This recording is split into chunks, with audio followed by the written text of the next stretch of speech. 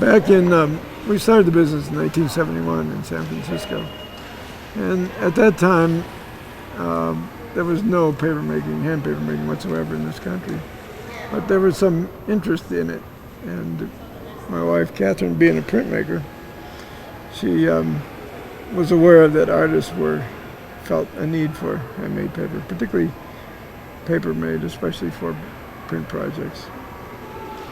So I was printing limited edition lithographs in San Francisco in 1971, and that's when we started Twinrocker, just in our basement. We formally began on April Fool's Day, which was yes, appropriate. Appropriate for. We had no idea this. what we were getting into. Yeah, there was no professional hand mill in America at that time, and so we really had no teachers. There were a couple of historical books on papermaking, mostly written by a very famous historian named Dard Hunter, who was kind of the father of contemporary papermaking. And we read those books, and Howard, being a mechanical engineer, designed and built the necessary equipment. But we're still making this by hand, so we were forming paper the way it was made in Europe in the 1600s, basically. Papermaking is an ancient process. It was invented, as far as we know. The first written information about it was in China, right about 0 AD. And it basically is a process of creating a pulp out of, for centuries, it was only from the fibers that make rope and cloth, like cotton, and flax, and hemp. Wood is very recent. And the process is you make pulp, and then this device is the key to the whole thing. It's called the papermaking mold. The edge is formed by the decal, and it's permeable. And as you dip it in the vat, water drains through, the pulp remains on the surface, and then through a fairly complicated series of other events, you find up with a sheet of paper. But the whole trick is dipping it, shaking it, getting a nice even sheet, and then there's two tricks. One is making the pulp, second is dipping it, and then the drying process.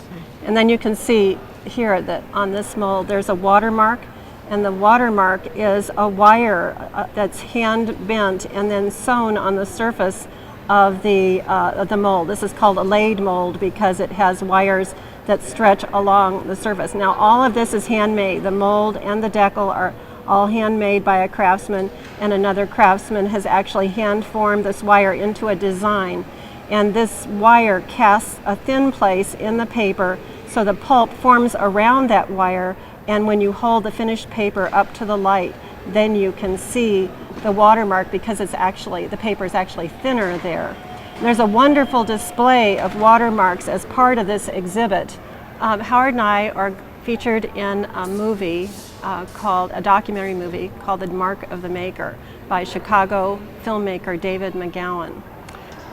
This documentary movie talks about our life as paper makers, and it shows how we make paper at Twinrocker, and also talks about how paper is used. So a calligrapher, Janet Lawrence, actually does calligraphy on handmade paper. A watercolor painter, Jim Cantrell, paints a watercolor right on camera.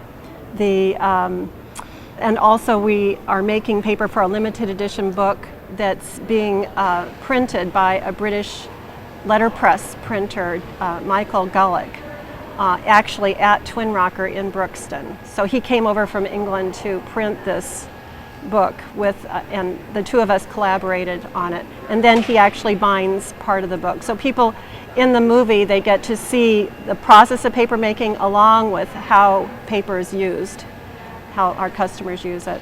We were delighted when David McGowan entered the Mark of the Maker in several film festivals and won awards. And that qualified him to be able to enter it in the Academy to be eligible to be picked as a nominee for an Academy Award. And he never really thought that a Chicago filmmaker, that this would happen, but it did. And so The Mark of the Maker was actually nominated for an Academy Award, and all of us went to Hollywood. It was very fun.